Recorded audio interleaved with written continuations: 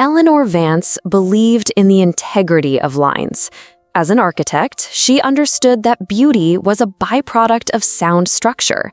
A cantilevered balcony was not merely a dramatic flourish, it was a carefully calculated expression of tension and support. A floor-to-ceiling window was not just a view, it was a deliberate conversation between interior and exterior, light and shadow. Her own life was her magnum opus. The house, nestled on a tree-lined street in Maple Creek, Illinois, was her design. It was a study in modern warmth, a composition of cedar, glass, and fieldstone that settled into the suburban landscape as if it had grown there. Inside, every sightline was considered, every material chosen for its texture and honesty. It was a house built on a flawless blueprint, a physical manifestation of the order she cherished. This order extended to its inhabitants. There was Michael, her husband of 15 years, his easy charm and ambition in the financial sector, providing the robust, conventional framework for their life. And there was Lily, their 9-year-old daughter, the vibrant, beating heart of the structure. Eleanor had stepped back from her partnership at a prestigious Chicago firm 5 years ago to oversee this, the most important project of all, Lily's childhood. It was a sacrifice, a reallocation of her creative energy, and most days she believed it was the right one. On this particular afternoon in late October, the house was filled with the slanted, golden light of autumn. The air outside was crisp, smelling of fallen leaves and the distant promise of winter. Eleanor stood at the kitchen island, its cool quartz a familiar anchor under her palms, reviewing the schedule for the parent-teacher conference. 4:15 p.m., Miss Rossi. Lily adored Miss Rossi. Her book bag, which usually shed its contents across the mudroom floor like a weary traveler, was instead a treasure chest of items related to her fourth-grade teacher. There were drawings of smiling suns dedicated to the best teacher, half-finished stories inspired by Miss Rossi's prompts, and a constant, bubbling stream of anecdotes. Miss Rossi says the best way to understand fractions is to think of a pizza, Lily had announced at dinner last week, her eyes bright with the thrill of revelation. And she has a cat named Copernicus. Eleanor smiled, a genuine, warm smile. She was grateful for this teacher, for this Isabella Rossi who had so effortlessly captured her daughter's imagination. A good teacher was a gift. It solidified the foundation, reinforced the walls of the carefully constructed world she was building for Lily. Michael walked in, loosening the knot of his silk tie. He dropped his leather briefcase by the door, the sound echoing slightly in the curated space. "Hey," he said, his voice tired from the city commute. He came up behind her and kissed the side of her neck. It was a familiar gesture, one performed thousands of times. Yet lately, it felt like a ghost of an action, the muscle memory of affection without the animating spark. She felt the brief pressure of his lips, but not the warmth. She registered the scent of his cologne, but not the unique, personal scent of him. A fractional, almost imperceptible distance had insetted itself between them, a hairline crack in the plaster. She had noticed it, cataloged it, but had not yet diagnosed its cause. She assumed it was stress, the demands of their respective roles, his at a high-pressure firm, hers in the high-pressure stillness of domestic management. "Don't forget, we have Lily's conference at 4:15, she said, turning to face him. He was already moving toward the refrigerator, his back to her. "Right, Rossi." He pulled out a bottle of water. "She's great. Lily can't stop talking about her." "I know, it's wonderful." "I ran into her at the Daily Grind last week," he said, twisting the cap off the bottle. "She was grabbing coffee before school. We chatted for a bit." Oh, Eleanor felt a flicker of something she couldn't name. It wasn't suspicion. It was a disruption in the pattern. Michael's world was the towering steel and glass of the Loop. Isabella Rossi's was the crayon and construction paper world of Maple Creek Elementary.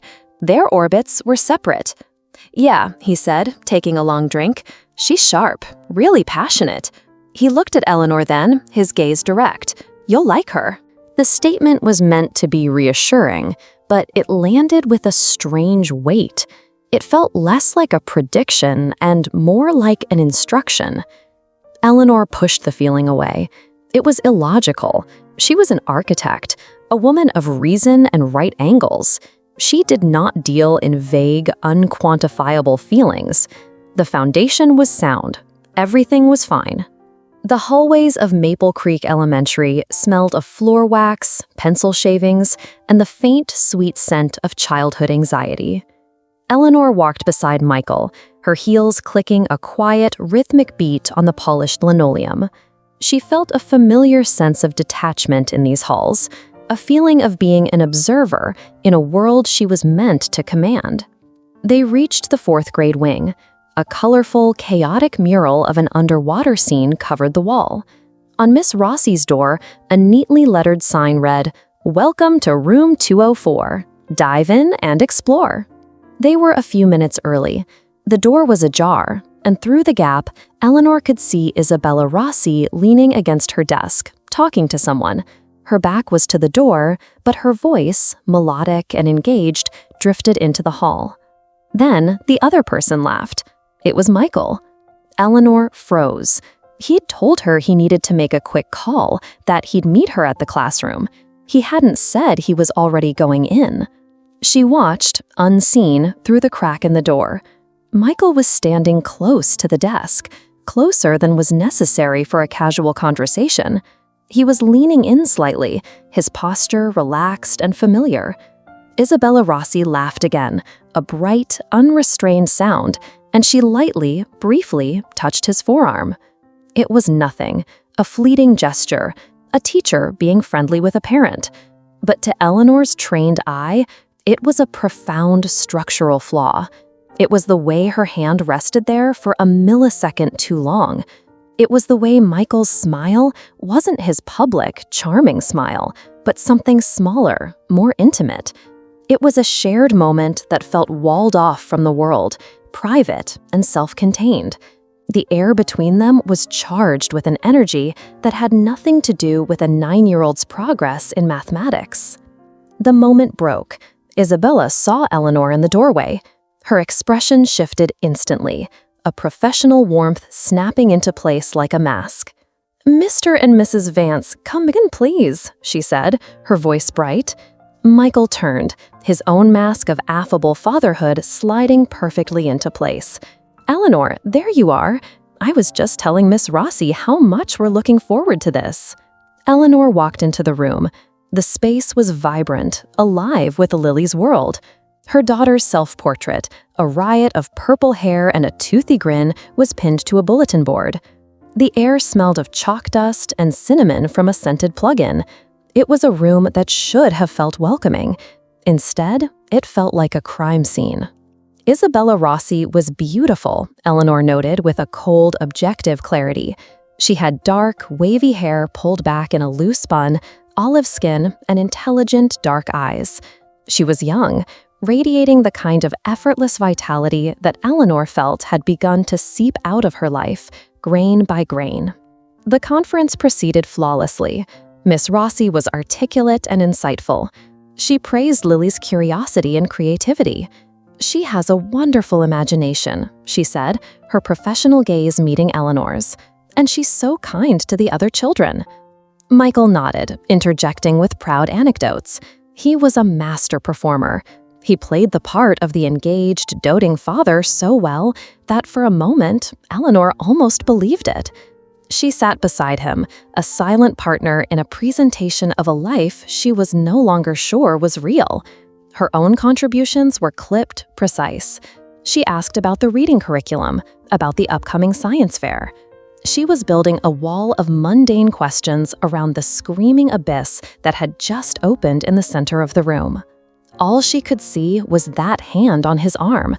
The gesture replayed in her mind, a continuous, maddening loop. It was a tiny detail, a non-structural element, but it had compromised the entire design. And she talks about you both all the time," Isabella concluded, smiling warmly at them. "She's so proud of her family. It's clear she comes from a very loving home."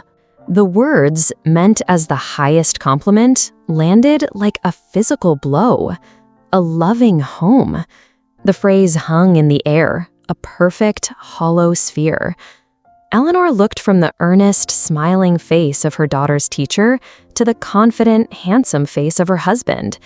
She saw the shared lie that passed between them, invisible to everyone but her. The foundation wasn't just cracked, it was hollowed out from beneath, and she was standing alone on the unsupported floor. The drive home was silent, not a comfortable, companionable silence, but a dense, pressurized one. Michael seemed oblivious, humming along to a song on the radio. Eleanor stared out the window, the familiar, charming houses of Maple Creek sliding by like cardboard cutouts. The perfect facades seemed to mock her. Back in her kitchen, the heart of her home, she felt like a trespasser. The clean lines and uncluttered surfaces felt sterile, accusatory. She had designed this space for honesty and light, and now it felt choked with secrets. "That went well," Michael said, tossing his keys into the ceramic bowl on the counter. The clatter was unnervingly loud. "She's a great teacher. Lily's in good hands." Eleanor didn't turn around. She gripped the edge of the quartz countertop, the cold stone seeping into her skin. "You seemed very comfortable with her." Her voice was flat, devoid of accusation, a simple statement of fact. This was how she would approach it, as a problem to be analyzed, a discrepancy in the data. Michael paused. "What's that supposed to mean? I told you I ran into her at the coffee shop. It's a small town, Elle. We're supposed to be friendly with our kid's teacher." "It wasn't friendly, Michael. It was familiar." She finally turned to face him. Her heart was a cold, heavy thing in her chest. "The way you were standing, the way she touched you." A flicker of something, annoyance, fear, crossed his face before being smoothed over by practiced indignation. "Oh, come on. You're reading things into a completely innocent conversation. She touched my arm. Big deal. People do that." "I don't," Eleanor said quietly. "You and I don't. Not like that. Not anymore." The truth of it hung between them, stark and undeniable. The casual, thoughtless intimacies had long since evaporated from their marriage, replaced by scheduled pecks on the cheek and the polite architecture of cohabitation. He sighed, running a hand through his hair. It was his "you're being irrational" gesture. "Eleanor, you're tired, you're stressed. Don't invent problems where there aren't any. Everything is fine." Everything is fine. The phrase was a dismissal, a tranquilizer meant to numb her intuition. But her intuition, for the first time in a long time, was screaming. An architect knows when a load-bearing wall is compromised. You can't see it, but you can feel the shift in the entire structure. That night, she couldn't sleep. She lay beside him in the dark, feeling the heat radiate from his body, a heat that no longer felt like a comfort, but like a foreign energy source. She listened to the rhythm of his breathing, deep and even, the easy sleep of a man with no secrets, or too many. Around 2 a.m., she slipped out of bed. The house was a cavern of shadows and silence. The moonlight streamed through the large windows she had designed, casting long, geometric patterns on the hardwood floor. She went to his study. It felt like a violation, a transgression against the trust that was the blueprint of their marriage. But the blueprint was already a lie. She was no longer preserving a sacred space. She was excavating a ruin. She sat in his leather chair, the seat still holding a faint trace of his scent. She turned on his laptop. She didn't know his password. She tried Lily Vance 1, their standard family password. Access denied. She tried his birthday, their anniversary, nothing. Panic began to prickle at the edges of her composure. The password itself was a locked door. Then a thought, cold and sharp, cut through the panic. She remembered the coffee shop story, the way he'd said the teacher's name, Rossi. She typed, Isabella 1. Access granted.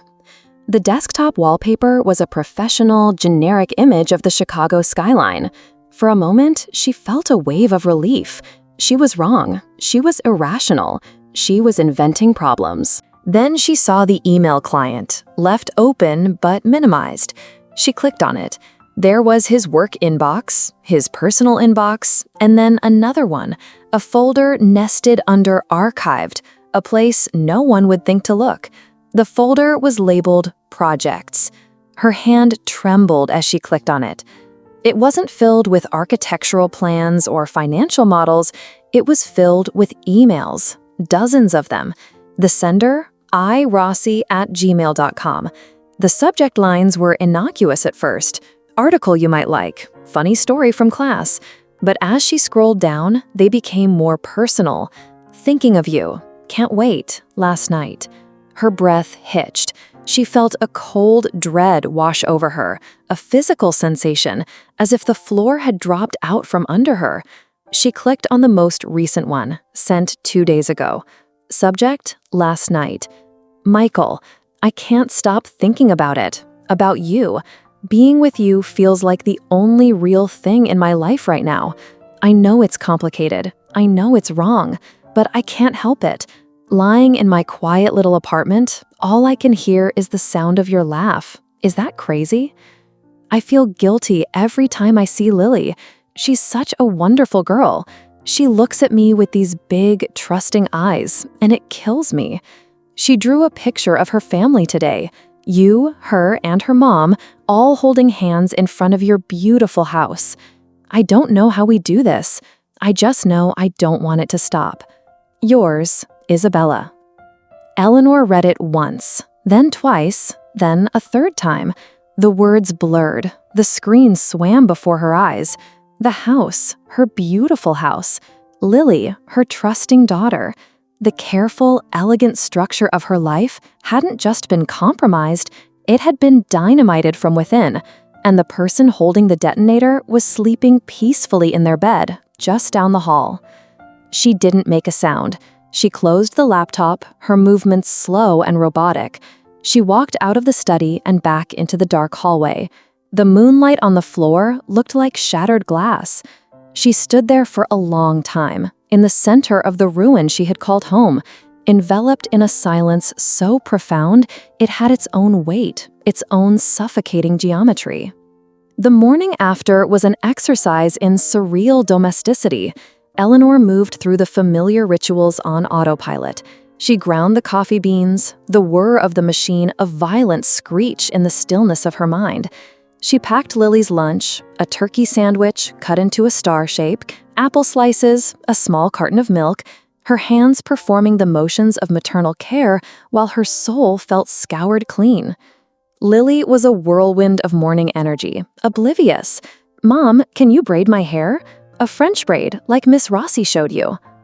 The name was a shard of glass in Eleanor's throat. She swallowed. "Of course, sweetie." She gathered Lily's silky hair, her fingers fumbling with the familiar pattern. Each strand she wove was a lie. This gesture of love, this simple morning ritual, felt contaminated. Michael came downstairs, dressed for work, a portrait of normalcy. "Morning," he said, kissing the top of Lily's head. He looked at Eleanor, a question in his eyes. He was testing the waters, seeing if the storm from last night had passed. Eleanor's face was a placid mask. She had spent the dark, sleepless hours constructing it. It was her most challenging architectural feat yet, a facade of utter calm built over a landscape of devastation.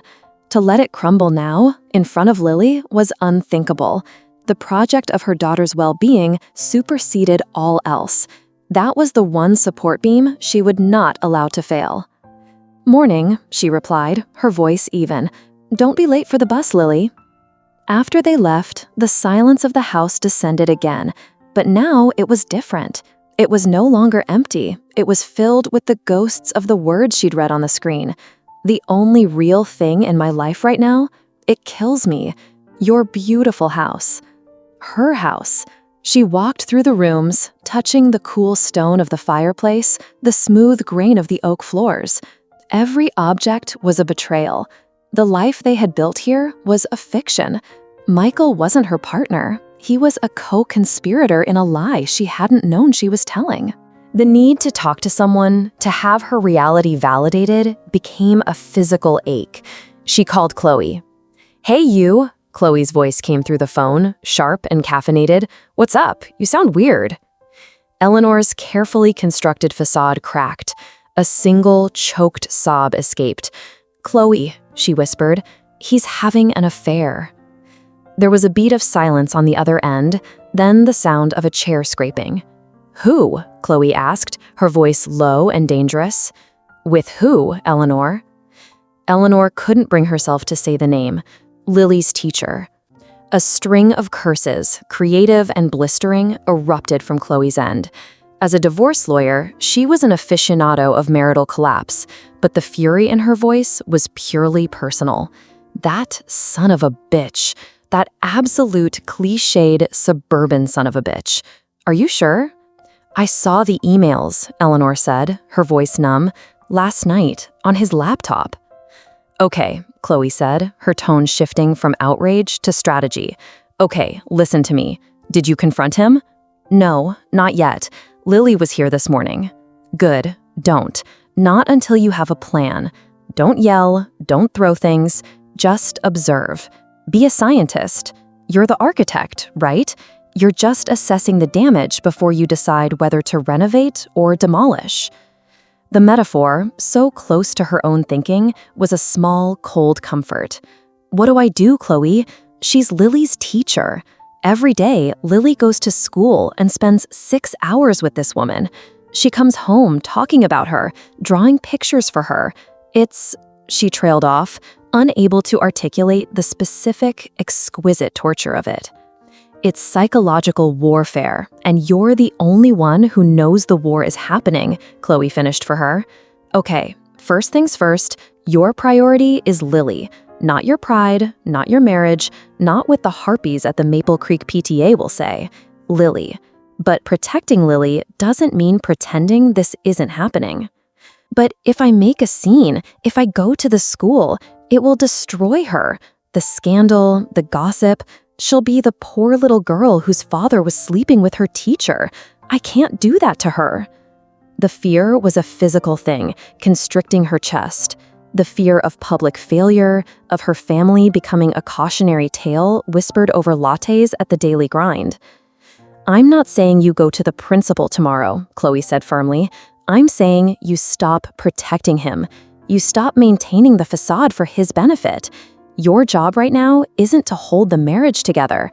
Your job is to hold yourself together so you can figure out how to protect your child from the fallout he created."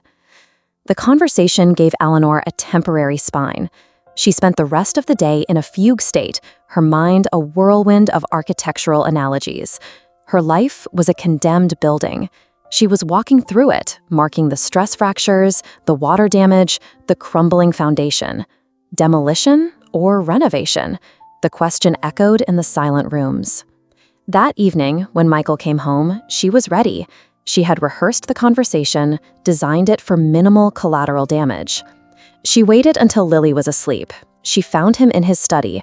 Their study, she corrected herself, though it felt entirely his now. He was at his desk, the glow of the laptop illuminating his face. The same laptop. "Michael," she said from the doorway. He looked up, startled. "Hey, I was just finishing up." "We need to talk." She didn't move from the doorway, creating a deliberate distance between them. He leaned back in his chair, adopting a casual posture that didn't reach his eyes. "Okay, what's up?" "I know about you and Isabella Rossi," she said. The words came out cold and clean, like chips of ice. All the casualness evaporated from his face. He didn't look guilty, not at first. He looked cornered. His jaw tightened. "Eleanor, whatever you think you know." "I know everything," she cut him off, her voice dangerously quiet. "I read the emails. In the folder named Projects. The password to your laptop is her first name. Don't try to lie to me, Michael. Don't insult my intelligence on top of everything else." He stared at her, the blood draining from his face. The silence stretched, thick and suffocating. He finally broke, his shoulders slumping in defeat. "Elle, I'm so sorry," he whispered. It was a mistake, a stupid, terrible mistake. It didn't mean anything. It meant enough for you to hide it in a folder called projects, she shot back, the coldness in her voice finally cracking to reveal the white-hot rage beneath. It meant enough for her to write about how our daughter's drawing of her loving home was killing her. What part of that means nothing, Michael? He flinched, as if she had struck him. It just happened. I've been so stressed at work, and we've been so distant. She was just someone to talk to. It got out of hand, but it's over. I'll end it, I swear. We can fix this, Elle. We have to. For Lily. There it was again. For Lily. The invocation of their daughter as a shield, a bandage, a reason to weld the broken pieces of their life back together and pretend it was whole. The pressure was immense. The thought of telling Lily, of breaking up her home, of seeing that trust in her eyes curdle into confusion and pain was unbearable. Eleanor looked at him, the man she had loved, the man who was the co-architect of her life. He looked pathetic, shrunken in his expensive chair. Her anger subsided, replaced by a vast, desolate emptiness. I don't know what this is anymore, she said, her voice hollow. But it isn't something you can fix by promising to stop. The damage is done. She turned and walked away, leaving him in the silent study. She went to the guest room at the other end of the house. She closed the door, leaned against it, and slid to the floor. The facade had held through the confrontation, but now, alone in the dark, she allowed it to crumble into a million pieces. The days that followed were a masterclass in psychological endurance. Eleanor and Michael existed in a state of suspended animation, two actors in a play for an audience of one, their daughter. They spoke to each other in polite, clipped tones, a carefully choreographed dance of civility. Could you pass the salt? Don't forget Lily has soccer practice. The house, once a sanctuary of light and order, now felt like a pressurized chamber, every silence filled with unspoken words, every glance laden with history and betrayal. Michael was a specter of remorse. He was overly helpful, cloyingly attentive. He made breakfasts, did the laundry, offered to handle all the driving. They were peace offerings, desperate attempts to repair the chasm he had opened. But to Eleanor, his actions were just more lies. He wasn't being a better husband. He was trying to manage a crisis, to mitigate his losses. The true torment began each day at 3:30 p.m., when Lily returned from school. She would burst through the door, her face flushed with the day's events, her conversation a minefield of triggers. "Miss Rossi wore the prettiest blue sweater today, Mom. It matched her eyes." Eleanor would smile, a rictus of maternal warmth. "That's nice, honey. We're starting our state projects. I told Miss Rossi you were an architect and you could help me build a model of the Willis Tower. She said that was a fantastic idea and that your work must be so impressive." Eleanor felt the words like a physical assault. The woman who was sleeping with her husband was praising her professional skills to her daughter. The audacity of it, the sheer, breathtaking hypocrisy, left her dizzy. She started to develop obsessive habits. When Lily was in the bath, Eleanor would go through her school folder, her heart pounding as she examined every paper, every worksheet with Isabella's neat, looping red pen comments. "Great work, Lily. Excellent thinking." Each compliment felt like a personal taunt, a secret message passed under her nose. She found herself stalking Isabella's social media. It was a form of self-flagellation.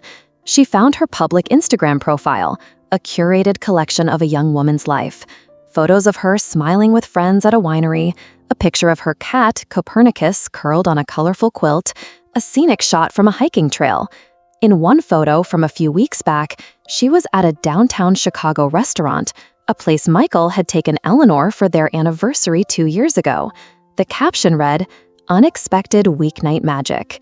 Eleanor felt a wave of nausea, so intense she had to sit down. The house became her cage. Its clean lines and open spaces felt mocking, exposing her. She, the architect of control, had lost control of everything. Her work had always been her escape, a place where logic and reason prevailed. Now, when she sat at her drafting table in her home office, she couldn't focus. The lines on the page wavered, the calculations felt meaningless. How could she design a stable structure for a client when her own life was collapsing? One afternoon, she drove past the elementary school, a few minutes after dismissal. She saw Isabella walking to her car in the faculty lot. She was talking on her phone, laughing. Eleanor watched from a distance, her hands gripping the steering wheel. She saw the blue sweater Lily had described. For a wild, terrifying moment, she imagined pulling up beside her, rolling down the window, and confronting her. What would she even say? "You are destroying my family. You are poisoning my daughter's innocence." But the image of the ensuing scene, the public display, the shock, the inevitable gossip that would ripple through Maple Creek and engulf Lily, paralyzed her. The preservation of normalcy for Lily was a consuming, exhausting full-time job, but the strain was beginning to show. Lily, sensitive and perceptive, began to pick up on the dissonant frequencies in the house. "Is Dad mad at you?" she asked one evening as Eleanor was tucking her into bed. Eleanor's heart clenched. "No, sweetie, of course not. Why would you think that?" "You don't laugh at his jokes anymore," Lily said, her small voice full of a child's unerring logic. "And you sit on different couches." Eleanor smoothed her daughter's hair, her own smile feeling brittle and false. "Mom and Dad are just a little tired, that's all. Grown-up stuff. But we love you more than anything. Never, ever forget that." "Okay," Lily said, though her eyes were still shadowed with worry. She hugged her stuffed bear tighter. "Mom, I love Miss Rossi. She's my favorite teacher ever." Eleanor felt the air leave her lungs. She forced herself to breathe.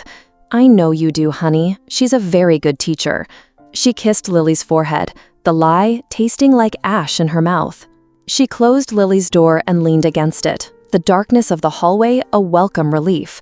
She was living in a psychological panopticon, watched by the ghost of the affair in every room, judged by her daughter's innocent, loving eyes. The pressure to maintain the facade, to protect Lily from a truth that was eating her alive, was becoming an impossible load to bear. The entire structure of her life was groaning under the strain, and she knew, with the terrifying certainty of an engineer watching a bridge begin to sway, that something had to give. The invitation had been on the mantelpiece for a month, a thick, cream-colored cardstock announcing the Maple Creek Elementary annual winter gala.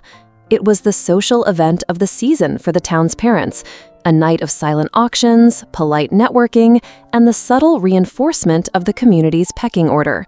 For Eleanor, it now looked like a summons to her own execution. Isabella would be there, of course she would. All the teachers were.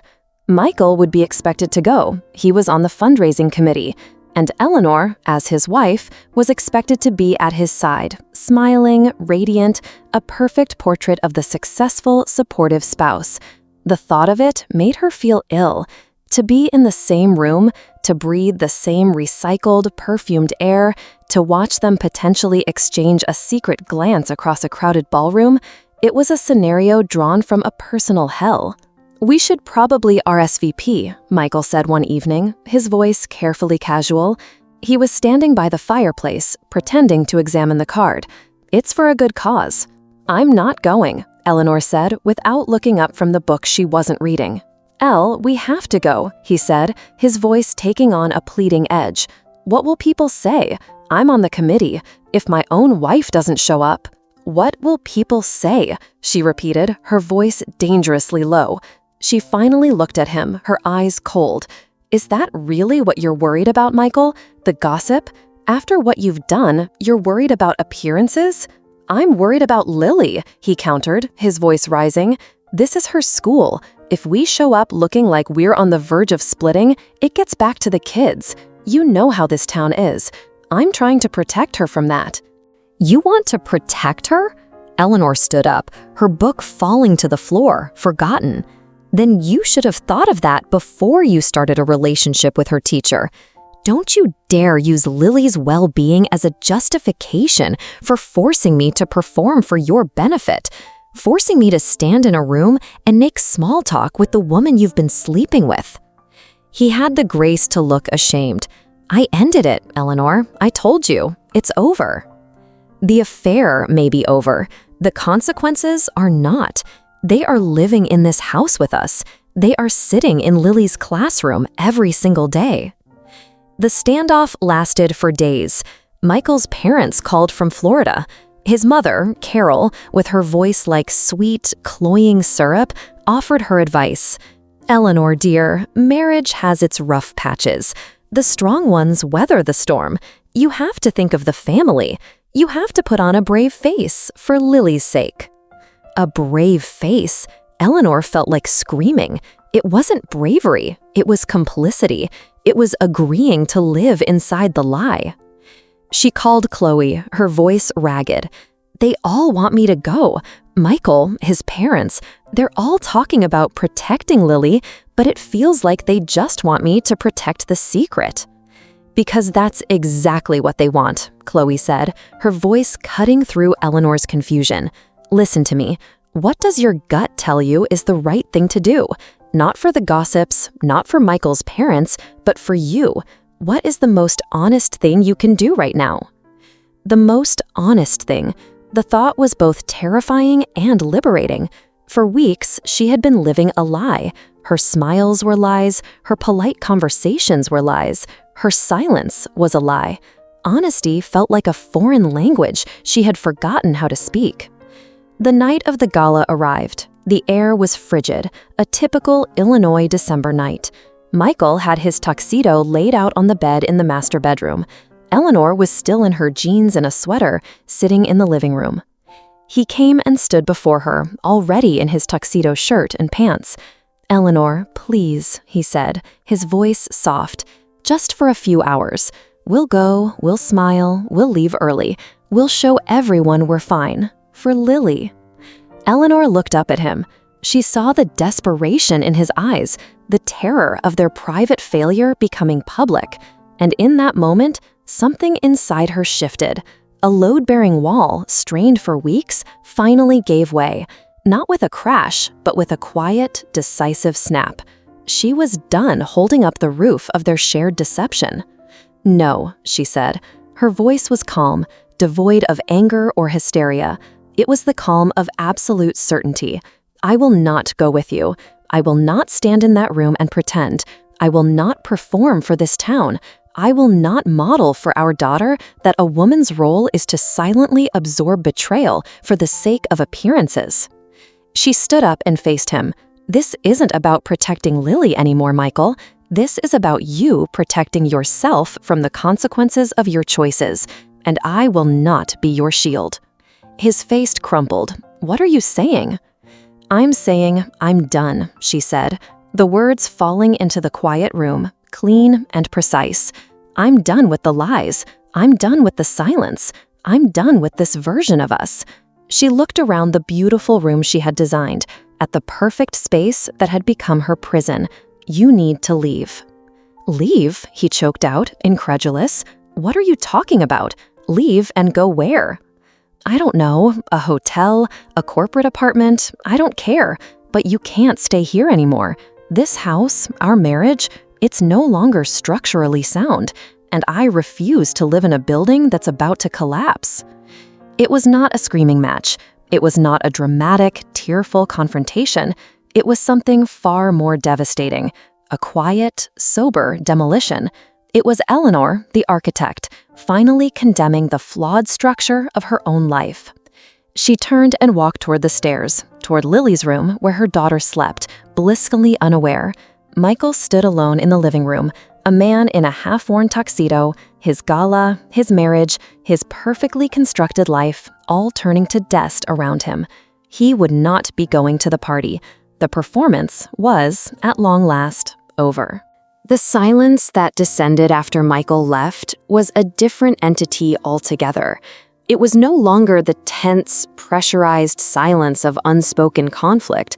It was the vast, echoing silence of absence. The house felt immense, hollowed out. Eleanor would wake in the middle of the night, and the lack of his breathing beside her was a physical presence.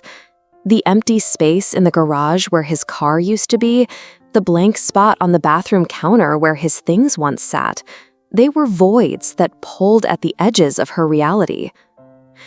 Telling Lily was the hardest thing she had ever had to do. She sat with her on the soft rug in Lily's bedroom, surrounded by stuffed animals and fairy tale books. She held her daughter's small hands in her own. "Honey," she began, her voice shaking slightly despite her resolve, "Dad is going to be living in a different house for a little while." Lily's face, so open and trusting, clouded with confusion. "Why? Is he on a work trip?" "No, sweetie. It's sometimes moms and dads need some space to figure things out. It's grown-up stuff, and it's very complicated." Eleanor's heart ached with every carefully chosen, inadequate word. "But the one thing you have to know, the most important thing, is that this is not your fault, not one little bit, and we both love you more than all the stars in the sky." Lily's eyes filled with tears. "But I want him to live here. I want us to be a family." "We are still a family," Eleanor said, pulling her into a fierce hug, trying to pour all her strength and love into the embrace. "We will always be your family. It will just look a little different for a while." They cried together, a quiet storm in the little pink room. Eleanor felt her own tears mix with her daughter's, a shared grief for a loss Lily couldn't possibly understand. This, she thought, was the real consequence. Not the gossip, not the empty house, but this look of bewilderment and pain on her child's face. For a moment, she questioned her decision, but then she looked around the room, at the safe, warm space she had created for her daughter, and she knew. A foundation of lies was no foundation at all. This pain, as terrible as it was honest. The alternative was a slow, corrosive poison. The next step was the school. It loomed in her mind, a final, terrifying hurdle. She had chosen to protect Lily's emotional reality over the family's public image, and now she had to act on it. She made an appointment with the principal, Mr. Henderson, a kind, slightly harried man with whom she'd only ever had pleasant, superficial interactions. Walking into his office felt like walking onto a stage. She had rehearsed her lines. She would be calm, discreet, and firm. "Eleanor, good to see you," Mr. Henderson said, gesturing to a chair. "What can I do for you? Everything okay with Lily?" "Lily is wonderful," Eleanor said, her voice steady, "but we're having some unforeseen family circumstances at home right now. Michael and I have separated." She delivered the line cleanly, without embellishment. Mr. Henderson's face fell into an expression of professional sympathy. "Oh, Eleanor, I'm so sorry to hear that." "Given the situation," Eleanor continued, focusing on a spot just over his shoulder, "I feel it would be in Lily's best interest to be moved to Mrs. Davis's class for the remainder of the school year. I think a fresh start would be beneficial for her right now." She held her breath. This was the critical moment. She had offered a plausible, face-saving explanation that required no further questions. She had not used Isabella Rossi's name. She had not turned a private devastation into a public scandal. She had focused solely on the needs of her child. Mr. Henderson nodded slowly, his expression thoughtful. He was a veteran educator. He had seen countless family dramas play out in the microcosm of his school. "Of course," he said, his voice gentle. "Of course, I understand completely. A fresh start, that makes perfect sense. I'll handle it discreetly. We can tell the girls we're just balancing the class sizes. It happens. No one will think twice." Relief washed over Eleanor so powerfully she felt lightheaded. He understood. He wasn't prying. He was helping. "Thank you," she whispered, the words imbued with a gratitude that went far beyond the administrative task. "Thank you so much." Leaving the school, Eleanor felt the first flicker of something other than pain or anger. It felt like agency. She had navigated the most treacherous part of the minefield without causing an explosion. She had made a decision, acted on it, and protected her daughter in a way that was quiet, dignified, and true.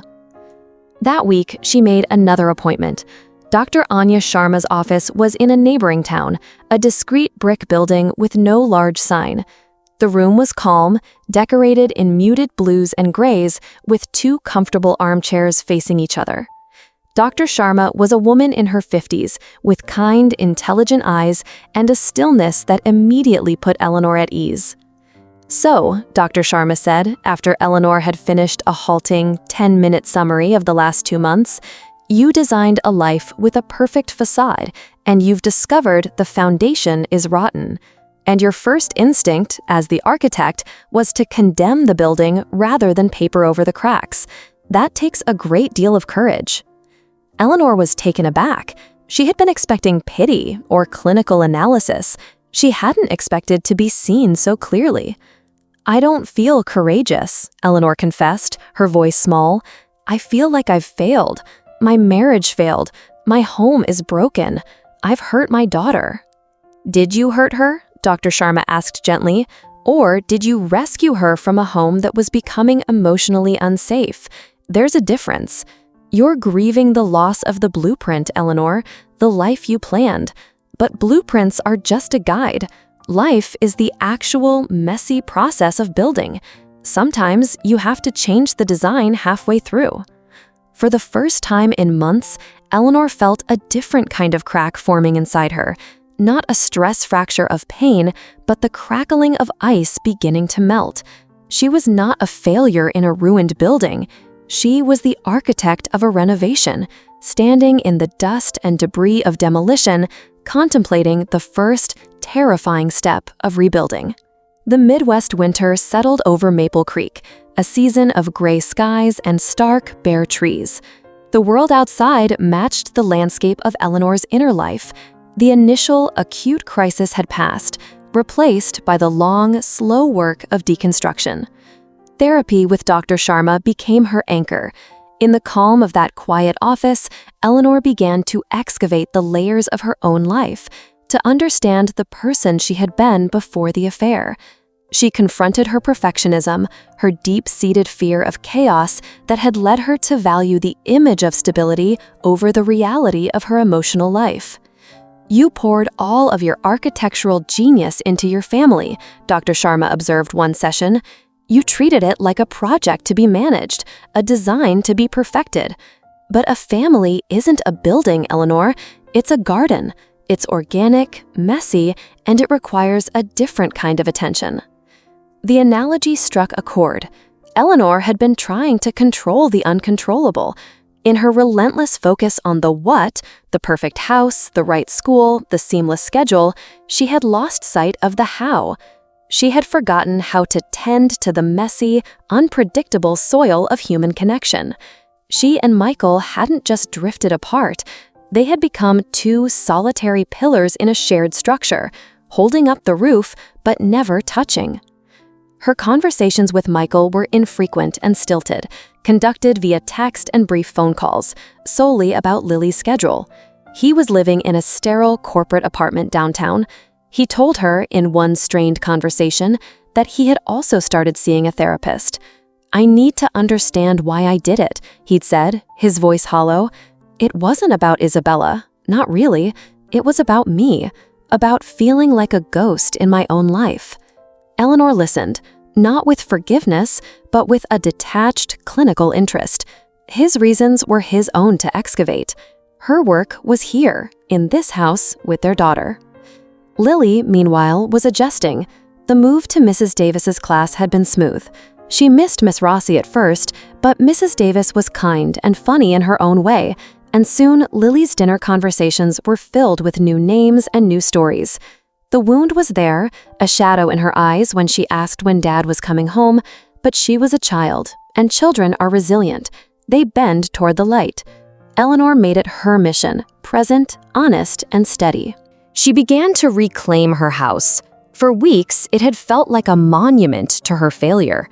Now, she started to see it differently. One Saturday, she woke up with a sudden, fierce urge for change.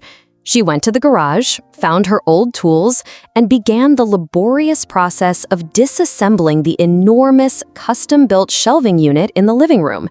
It was a piece she and Michael had designed together, a symbol of their shared vision. As she unscrewed the bolts and slid the heavy oak planks from their moorings, she felt a profound sense of release. Sweat dripped down her forehead, her muscles ached, but with every piece she removed, the room felt lighter, clearer.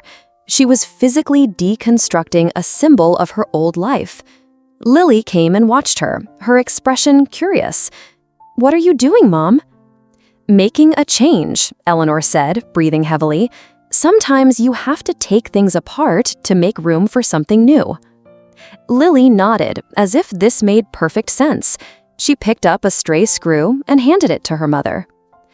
The biggest act of deconstruction was internal. It was the dismantling of her identity as Mrs. Michael Vance, one half of a Maple Creek power couple. She started reconnecting with old colleagues from her firm, not to ask for her job back, but just to talk about design, to feel that part of her brain spark back to life. She took out her old sketchbooks. The first thing she drew weren't houses or buildings, but abstract shapes, tangled lines, explorations of stress and tension. She was drawing her grief, her anger, her confusion. She was giving it form. One evening, Chloe came over. She found Eleanor in her office, surrounded by sketches. She looked at the drawings, at the raw, chaotic energy in them. "Well, look at you," Chloe said, a rare note of softness in her voice. "The architect is back." "I don't know what I'm doing," Eleanor admitted, looking at the mess of charcoal and paper. "Yes, you do," Chloe said, pointing to one particularly dense, dark sketch. "You're drawing the truth. It's not pretty, but it's real. It's a hell of a lot better than the pretty lie you were living in before." Eleanor looked from the drawing to the window. Outside, the bare branches of the oak tree were etched against the pale winter sky. They looked stark and broken, but she knew that deep within them, the life force was just waiting, dormant, for the signal to begin again. The deconstruction was almost complete. Now she had to face the terrifying, empty space of what came next. Spring arrived in Maple Creek not as a sudden burst, but as a slow, tentative unfurling. The gray monotony of winter began to recede, replaced by the pale green haze of new buds on the trees and the determined return of birdsong. The light changed, slanting through Eleanor's windows with a gentle, hopeful quality. The change in season mirrored a shift within her. The raw, open wound of the betrayal had begun to scar over, leaving a tender, permanent mark, but no longer an all-consuming pain. The emptiness of the house was slowly being filled, not by a new person, but by the quiet hum of her own life. She had established a new rhythm. She and Michael had worked out a co-parenting schedule. He would pick Lily up from school 2 days a week and have her every other weekend. Their interactions were civil, businesslike, focused entirely on their daughter. The anger had mostly dissipated, leaving behind a kind of sorrowful distance. She saw him not as a monster, but as a man who had made a catastrophic error, a man as lost in the wreckage as she had been. One Saturday in April, Michael came to the door to pick up Lily. While Lily was grabbing her backpack, he hesitated in the doorway. "The house looks different," he said, gesturing to the living room where the massive shelving unit had been replaced by 2 comfortable armchairs and a single elegant floor lamp. "I took the shelves down," Eleanor said simply. He nodded, a flicker of understanding in his eyes. "It looks lighter." "It is," she said, and it was true. The house was no longer a stage for a life that didn't exist. It was her home, hers and Lily's, a space she was redefining on her own terms. Spring arrived in Maple Creek not as a sudden burst, but as a slow, tentative unfurling. The gray monotony of winter began to recede, replaced by the pale green haze of new buds on the trees and the determined return of birdsong. The light changed, slanting through Eleanor's windows with a gentle, hopeful quality. The change in season mirrored a shift within her. The raw, open wound of the betrayal had begun to scar over, leaving a tender, permanent mark, but no longer an all-consuming pain. The emptiness of the house was slowly being filled, not by a new person, but by the quiet hum of her own life. She had established a new rhythm. She and Michael had worked out a co-parenting schedule. He would pick Lily up from school 2 days a week and have her every other weekend. Their interactions were civil, businesslike, focused entirely on their daughter. The anger had mostly dissipated, leaving behind a kind of sorrowful distance. She saw him not as a monster, but as a man who had made a catastrophic error, a man as lost in the wreckage as she had been.